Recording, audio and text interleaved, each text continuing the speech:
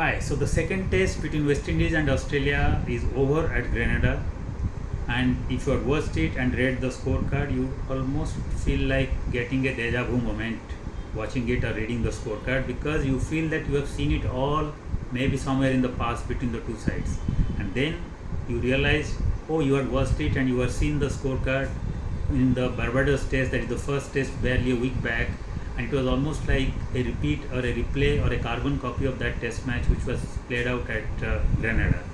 Just like the first test, in the second test, West Indies was very much in the contest.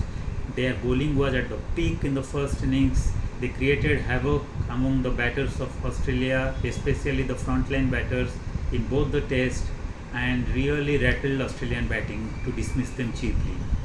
And then while batting in the first time at least also, they showed some gumption, they showed some fight, they showed some hunger, they showed some application to come close to the Australian batting effort, and they were almost in the contest with very little to choose between the two teams. In fact, in the first test they had 10 runs lead, in the second test they had considered a lead, but it was just 33 runs, and they were still very much in the contest when they started taking early wickets in the second innings also in both the tests.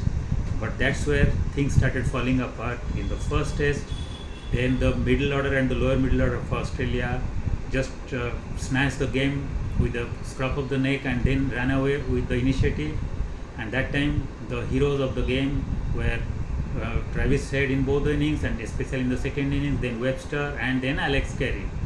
And in the second test, it was again Travis Head in the second innings, but Alex Carey in both the innings, and then Steve Smith in the second innings and Cameron Green in the first innings.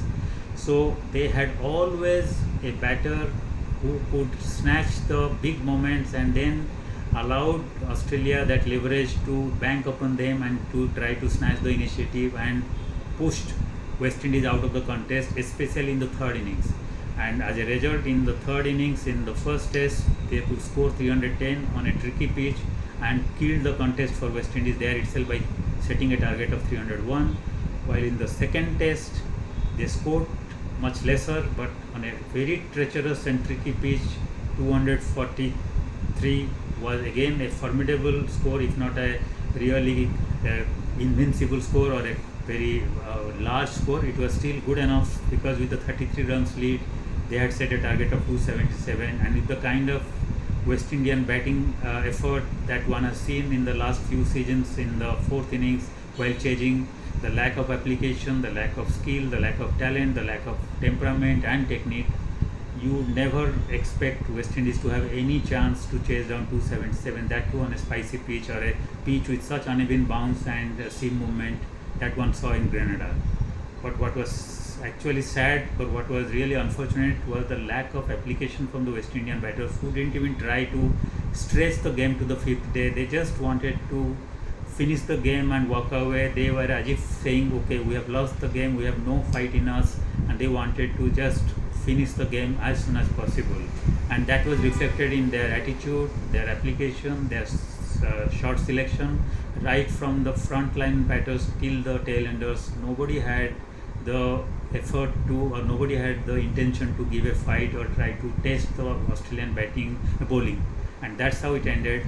Australia never were in trouble. They kept on taking wickets right from the ball one, and the famous or the world-class bowling of Cummins, Hazelwood, Stark, and later Lyon were too good for the West Indian batters. And the first test, the same bowling attack had skittled out West Indies for 141 with a massive 159 run win, and this time they again skittled out West Indies for almost the same score, like 143, to win by 133 runs. So both the wins have turned out to be massive at the end with days to spare. So the scorecard would show that it was actually hammering. But of course, the people who would have watched the game, would have followed the game, would know that West Indies were in the contest in the first two innings, and they could have at least made a better fight out of it, but they refused to do because of their poor application. And this is not what you expect from a test playing nation in a test match. Hopefully they would have learned the lesson, they would show some hunger, they should show some application, they should show some fight in the third test, which would be a historic one. It would be a day-night test. It would be much tougher for West Indies because Australia has the highest number of tests has for experience in playing in day-night cricket.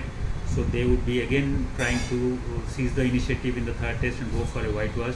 But West Indies have nothing to lose now, have lost the series and the Frank Odell Trophy. They can give a better account of themselves for the sake of their fans and for the sake of the neutral fans who have been always rooting for them. So all the best West Indies, and congratulations Australia for winning both the test and garnering all the points that they could for this new WTC cycle. Thank you.